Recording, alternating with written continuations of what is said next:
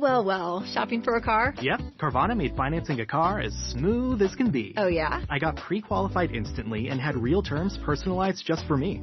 Doesn't get much smoother than that. Well, I got to browse thousands of car options on Carvana, all within my budget. Doesn't get much smoother than that. It does. I actually wanted a car that seemed out of my range, but I was able to add a cosigner and found my dream car. It doesn't get much... Oh, it gets smoother. It's getting delivered tomorrow. Visit Carvana.com or download the app to get pre-qualified today. Introducing Carvana Value Tracker, where you can track your car's value over time and learn what's driving it. It might make you excited. Whoa, didn't know my car was valued this high. It might make you nervous. Uh-oh, market's flooded. My car's value just dipped 2.3%. It might make you optimistic. Our low mileage is paying off. Our value's up. And it might make you realistic. Car prices haven't gone up in a couple weeks. Maybe it's time to sell. But it will definitely make you an expert on your car's value. Carvana Value Tracker. Visit Carvana.com to start tracking your car's value today. Harriet? Yeah? Do you realize how many good books we have here that we never even look at? I suppose. There's an awful lot of good reading in magazines, though, these days. Oh, sure, if you read the right magazines. Here's some worthwhile reading right here. The solid silver with beauty that lives forever is International Sterling.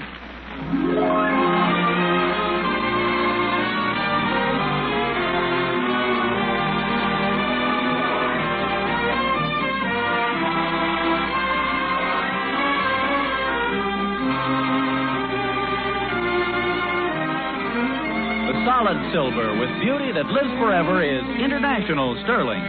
From Hollywood, International Silver Company, creators of International Sterling, present the amusing transcribed adventures of Ozzie and Harriet, starring America's favorite young couple, Ozzie Nelson and Harriet Hilliard.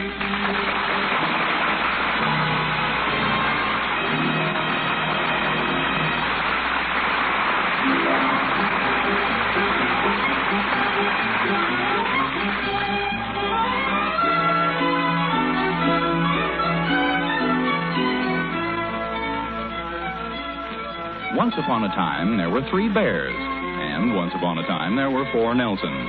There still are, in fact. They live at 1847 Rogers Road. The Nelsons, that is. Their names are Ozzie, Harriet, David, and Ricky. At this very moment, Ozzie, the papa bear, Nelson, is rummaging through the big bookcase in the living room. Yes, sir, man is a confused animal. What did you say? Oh, Harriet. I didn't hear you come into the room. Did the book salesman finally go? Yeah, he left a few pamphlets with me. He's a very interesting fellow, you know, alert. Alert to what? Oh, to the dangers of modern living and that kind of thing. We're moving awful fast, you know. Man is a confused animal. Doesn't know how to think anymore. How about women? Same thing. We rush through life missing half the best things. For instance, look at all the good books we have here, and I'm not even familiar with the titles of half of them. Here's one I haven't even seen before. What's that? This booklet. The Romance of Dirt. Where'd we get this? It came with a vacuum cleaner. See, in the old days, people took time to reflect. They'd go out under a tree and think things over. They had more intellectual curiosity. Nowadays, as I said before, man is a confused animal. I thought the salesman said that. Well, he did, but it's very expressive. What kind of reading do we get these days? Look at the kids. Movies, comic books, radio, and now television. No wonder they're confused. Hi, Mom, Pop. Oh, hello, boys. How was the picture? Gee, it was swell. Especially when the old man got stabbed.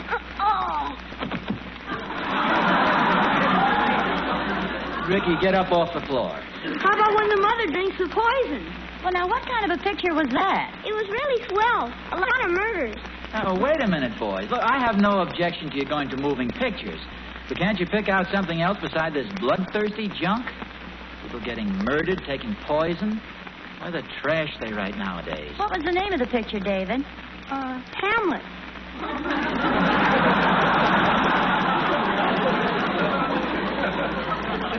Well, as I say, I have no objection to you going to the movies, but I don't want you to lose sight of the fact that we have a lot of wonderful books here at home. They're just as interesting as any movie. Every one of these books is a fascinating story of some sort. You get something out of every one of them. Harry, just pick any book out at random and let me read a passage. Any book at all. Here you are, dear. No, thanks.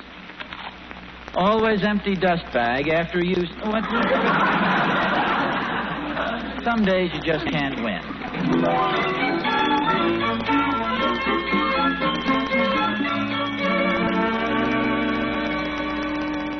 Hiya, Thorny. Oh, hi, Oz.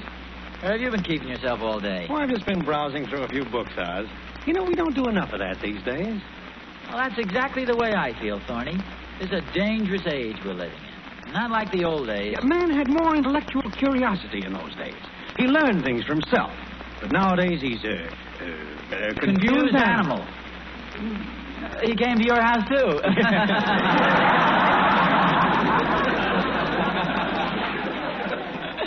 You know, there's a lot in what he said, though, Thorny. Things are different now, especially for the kids. See, they don't get the good old-fashioned solid stuff that we used to read. You're right as rain, Oz. Gosh, Thorny, remember Moby Dick, David Copperfield, Ivanhoe, the poems of Byron, Keats, and Shelley? Delightful. The kids don't know what that means nowadays. They're so busy with comic books and shows and radio and everything. See how well I remember lying in bed late at night with the light on under the covers, reading Treasure Island. Really, Oz? That was my favorite book. Really? The Rover Boys at Treasure Island. No. No, I don't mean the Rover Boys. I mean just plain Treasure Island. Oh? Anyway, the Rover Boys never went to Treasure Island. Oh, you're wrong, Oz. The father was lost there, remember? He was looking for a treasure. No, Thorny. That was Uncle Randolph, and it wasn't Treasure Island. It was Africa. I remember they found a strange letter from the old sea captain. Now, wait a minute, Oz. You're all mixed up. Uncle Randolph was back in New York State putting the squeeze on Josiah Crabtree after the squabble about Sam Baxter.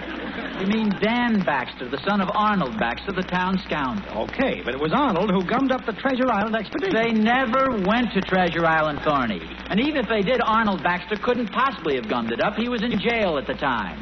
Jail? Now, wait a minute. He got 6 months for trying to boil fun-loving Dick in hot tar. Fun-loving Dick. That shows how much you know, Oz. Sam was the fun-loving rover. Dick was the elder rover, engaged to the widow Stanhope's beautiful daughter, Dora. Well, maybe you're right about that. But they never went to Treasure Island. It was Africa. Treasure Island. Africa. Treasure Island. Africa. Treasure Island.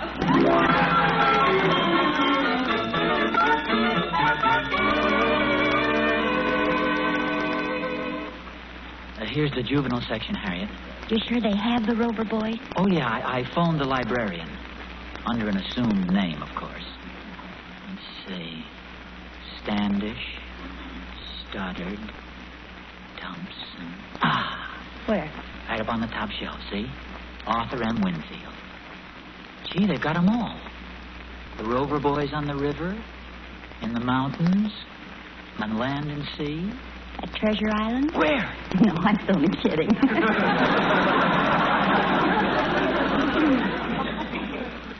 Gee, I don't think I can reach up that far.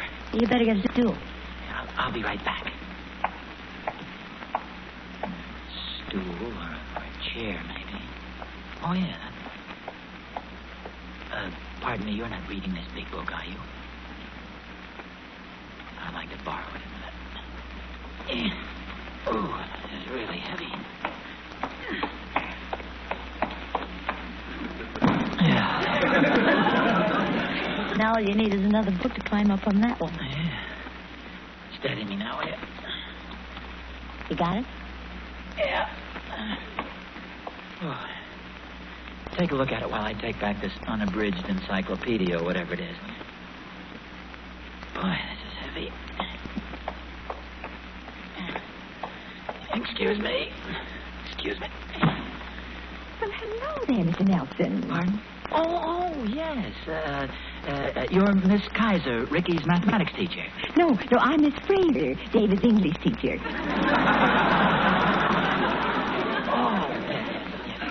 This is a pleasant surprise. It isn't often we meet one of the fathers at the library. Well, I just came down here to settle a little friendly discussion with my neighbor, Mr. Thornberry. Oh, about Sir Henry Parkinson? Sir Henry Parkinson? Yes, his history of the Peloponnesian Wars. The book you have there. Well, I know. You're just like the others. Am I? Say, You're a little ashamed of yourself, aren't you? Well, Well, why should you be? Oh, you know how it is, Miss Fraser. Not at all. If you have an honest intellectual curiosity, you should be proud of it, not ashamed. You're obviously interested in Greek history. Now, why not admit it? Oh, no, it's not exactly that. As I said, Mr. Thornberry and I had a little discussion. I came down here to do a little research. Of course. You wanted to brush up a little. Matter of fact, I have to admit I'm a wee bit rusty on the Peloponnesian Wars myself. How long since you've read it? Well, it's hard to say. Bet you haven't opened it since college. Probably longer than that. Well, the important thing is that you still have the interest. That's what true intellectual curiosity gives us, Mr. Nelson. The hungry mind. Ozzie, now that you... Oh, hello there. How are you, Miss Fraser? Well, just fine, Mrs. Nelson. I was just complimenting your husband on his intellectual curiosity. Harriet, I think we'd better be running along now. We have some errands to do. That's fine. Do you want to take the book out, or you sit... No, I have it right here, you see. What? The Peloponnesian Wars. You know, the book Thorny and I were discussing, Sir Henry Parker House. Parkinson. Parking lot. Well, goodbye, Miss Fraser. Goodbye, Mrs. Nelson. Mrs. Nelson. Goodbye, Miss Fraser. There's no doubt about it. Man is a confused animal.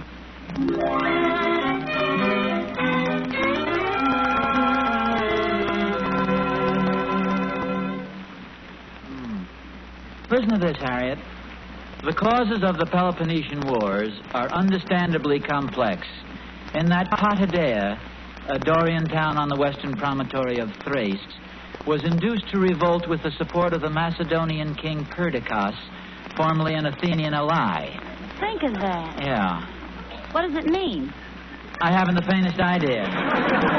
Holy smokes, Pop. Where did you get that big book? At the library, David. It's a book on Greek history. That's the thickest book I've ever saw. Well, it covers a lot of territories. It's all about the Peloponnesian Wars. That must have been some fight, boy.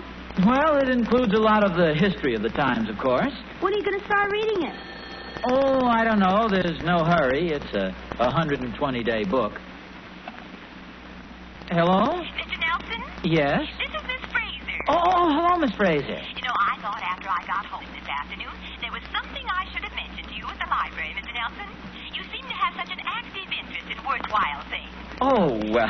We've scheduled a PTA discussion tomorrow night at the school on proper books for school children. I thought you might like to appear on the panel with us. Why, I'd be delighted, Miss Fraser. Wonderful. What is it, Ozzie? You'd like to have I'm going to talk about books for school children. whenever possible. Yes, Miss Fraser. That'll be just fine. Good. I was a little afraid, of course, that you might think the subject was sort of elementary. Well, it's not exactly my specialty, like Sir Henry. Yes, I know. That's why we had the subject changed. What was that? We are going to discuss the Peloponnesian Wars. Yeah. I don't think I got that last quite clearly. I said we're going to discuss the Peloponnesian Wars. When I told the committee you were especially interested in Greek history, they wouldn't hear of anything else.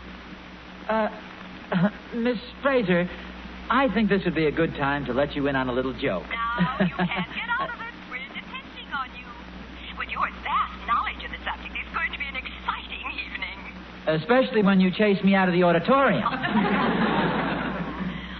we won't feel bad if you outshine us. No, you don't understand. I understand that modesty must be overcome by firmness. We'll expect you at the school tomorrow night at 8:30. Goodbye, Mr. Nelson. What's the matter, dear? You look like you've been hit by a rock. Pardon me a minute. Where are you going? I think I'll go up to my room and have a good cry.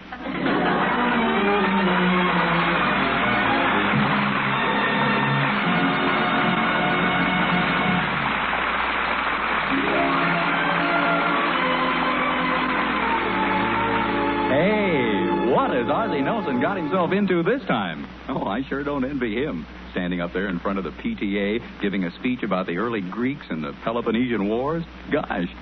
Now, if they wanted a few words about the subject of international sterling, why, I'd be glad to contribute. I'd get right up and I'd say, did you know that the international sterling pattern of your choice, in the same substantial weight and the same superb quality, costs no more today than it did in 1944? Did you know that the prices of beautiful international sterling haven't gone up 1 penny in 5 years?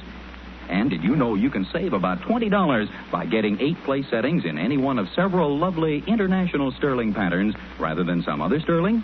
That's 8 place settings, 8 each of knives, forks, teaspoons, salad forks, soup spoons, and butter spreaders.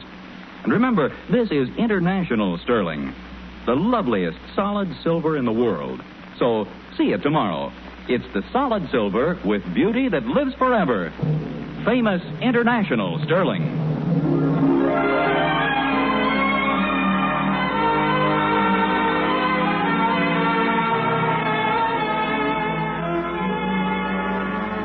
Well, it's only 26 hours until the showdown in the school library.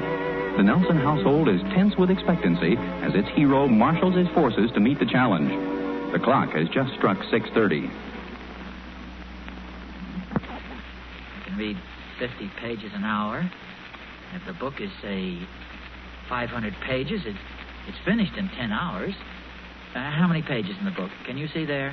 3,296. Oh, it's probably less than that if you don't count all the footnotes and if you skip the descriptive passages and get right to the dialogue, you see. Second line, I can read as fast as 75 pages an hour. That cuts it down. 75 into 3,290 is 1 and 4. Carry the 7. Time out for dinner. 6. How's it figure out? According to these calculations, I'll be finished sometime next Wednesday.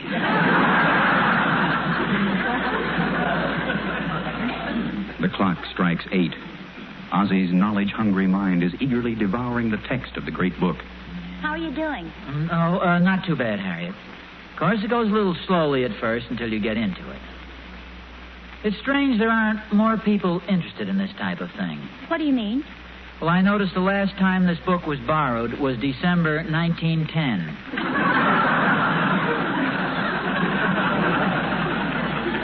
Are you only on page 8? My goodness, the discussion is tomorrow night. How you doing, Pop?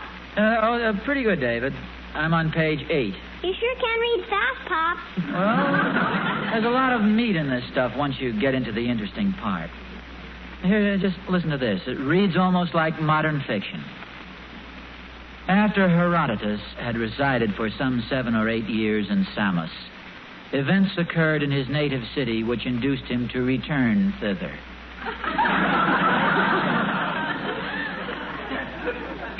The tyranny of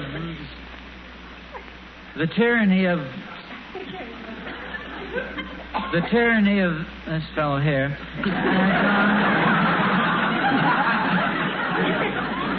had gone from bad to worse, and at last he was expelled. See, now, stuff like that, you just can't put the book down. I can't even pick it up.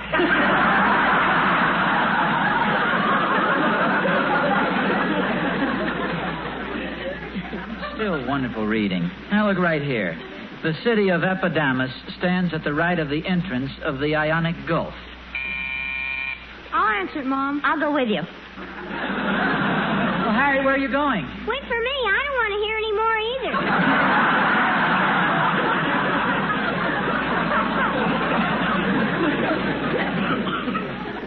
Mickey, you might as well stay here. It won't hurt you to listen to some of this. The place is a colony from Corcyra, founded by Phelleus, the son of Eratocleides, who had been summoned for the purpose from the mother country. Pop? Yes? Isn't it time for me to go to bed? If you'll just listen carefully, you might find this very, very interesting. Careful. Out of the way, Ricky. What's that? The man from the library brought this over in a jeep. What in the world is it? The History of the Peloponnesian Wars by Sir Henry Parkinson. Well, that's the book I've got here. No, dear. You've just got volume 1. This is volume 2. Volume 2? You shouldn't have tried to carry that by yourself, Harry. That's too heavy. Why didn't you let David help you? David? He's got his hands full with volumes 3 and 4.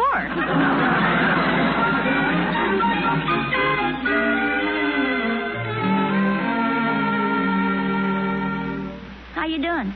Oh, pretty good. Oh, good for you. Page 27 already. Yeah, but I got a lucky break. I just had 15 pages of maps.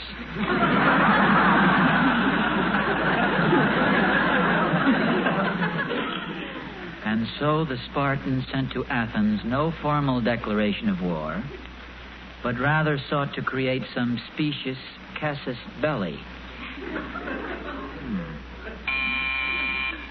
Harriet, would you mind answering the door, Belly?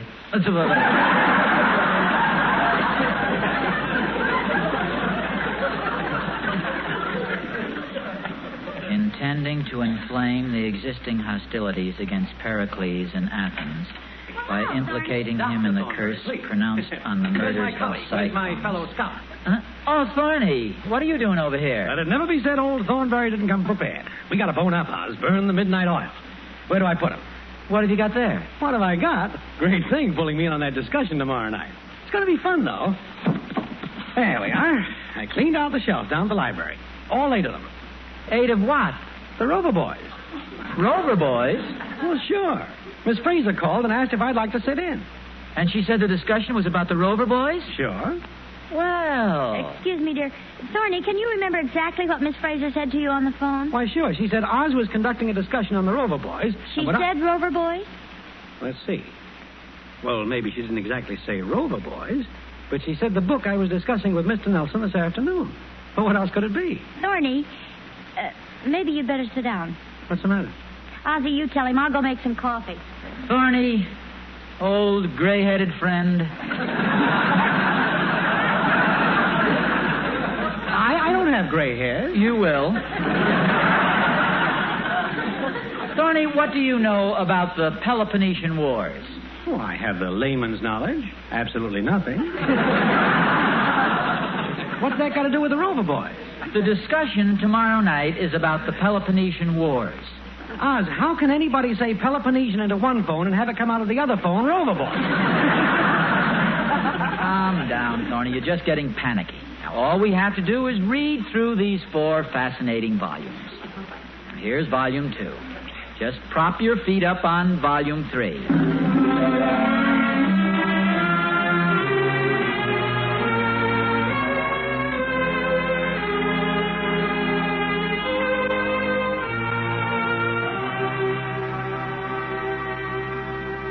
The unsatisfactory character of the Athenian Peloponnesian coalition. Skim, Thorny. Forget the fine print.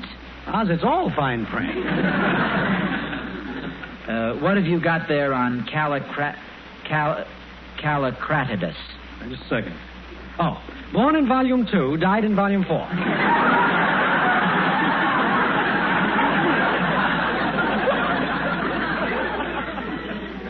The Peloponnesian commanders encouraged their men after this fashion, gathering them...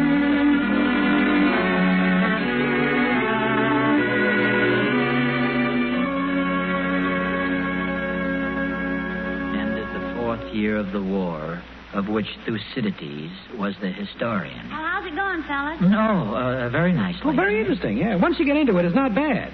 Moves right along if you push hard enough. What's the matter, Harriet? I think you're a couple of phonies. Well, Harriet, how can you say a thing like that? Ask us anything reasonable about the Peloponnesian Wars, and we'll give you the answer like that. Okay. Who won?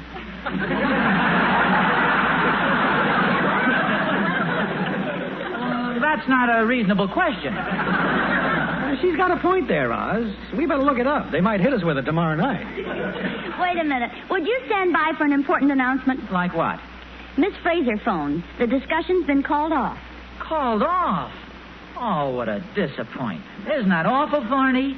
Do you think if I coaxed hard enough, I could talk you into going to the Bijou? There's a very good picture. No, I'll get my coat. Oz, think what you're doing. If we leave this room, we're deserters. Where's your intellectual curiosity? You don't want to go to the movies? You'd rather stay here? Well, of course I would. I happen to love literature. I have no desire to go to the Bijou tonight. It's a very good picture, Thorny. I know. I've seen it. Now, look at this wonderful reading material, Oz. Can you leave this?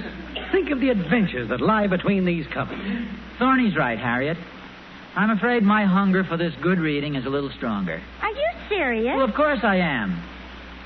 Shall we begin, Thorny? We shall. You can read the Rover Boys on land and sea. I'll take the Rover Boys in the mountains.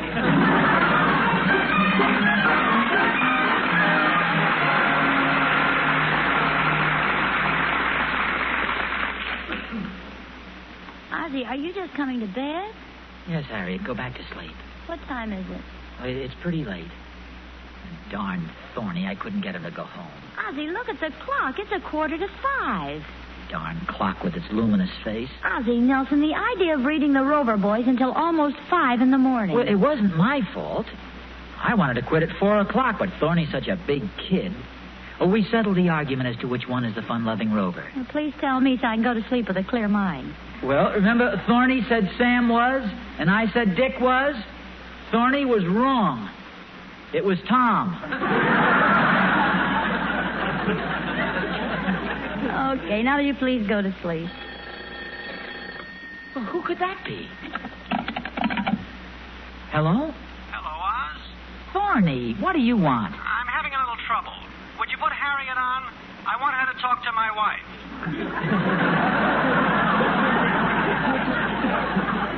What's the matter, Thorny? I don't know, Oz. I keep telling her over and over. But somehow she just won't believe I was up all night with the Rover Boys.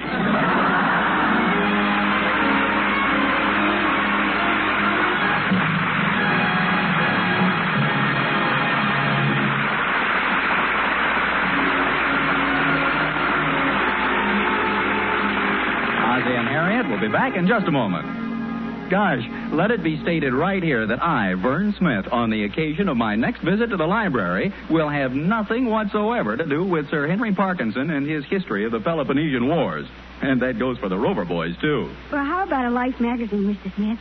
Would you look at that? Well, I will if there's a picture of what I think there is in it. Like in this week's issue, International Sterling's beautiful wild rose pattern, right? Right. And that's the silver for me. I knew it the minute I saw it. Oh, that's not surprising either. Because there's something about International Sterling's wild rose pattern that seems to hold every bit of romance and enchantment. All the loveliness a girl has ever known.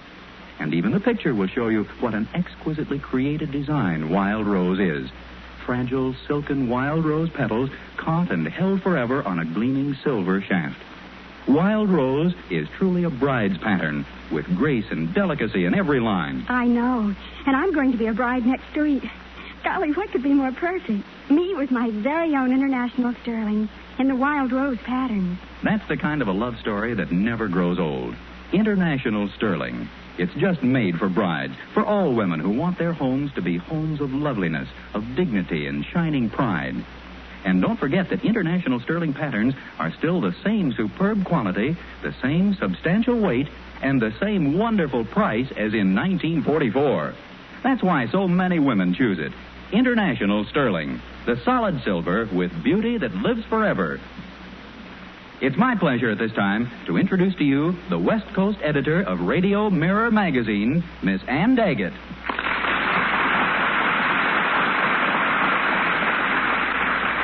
Thank you. Radio Mirror magazine has just completed a nationwide popularity poll of its readers. It is my privilege to present this scroll to the couple voted the best husband and wife team on the air. Congratulations, Ozzie and Harriet.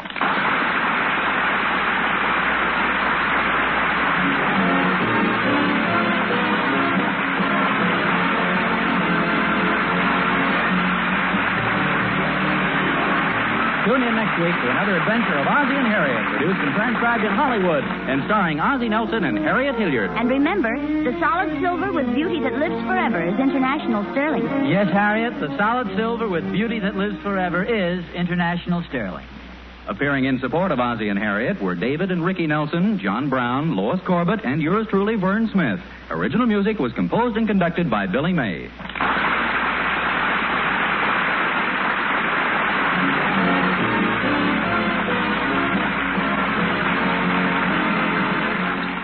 This is NBC, the National Broadcasting Company.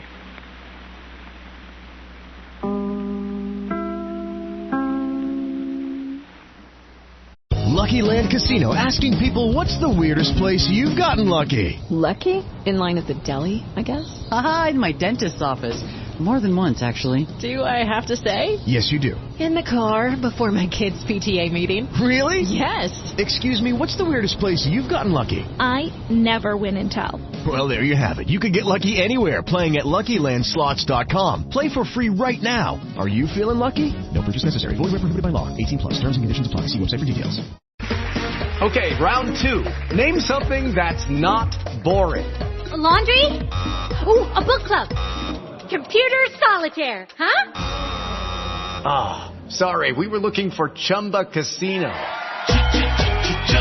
That's right, ChumbaCasino.com has over 100 casino-style games. Join today and play for free for your chance to redeem some serious prizes. ChumbaCasino.com. No purchase necessary. Void where prohibited by law. 18 plus. Terms and conditions apply. See website for details.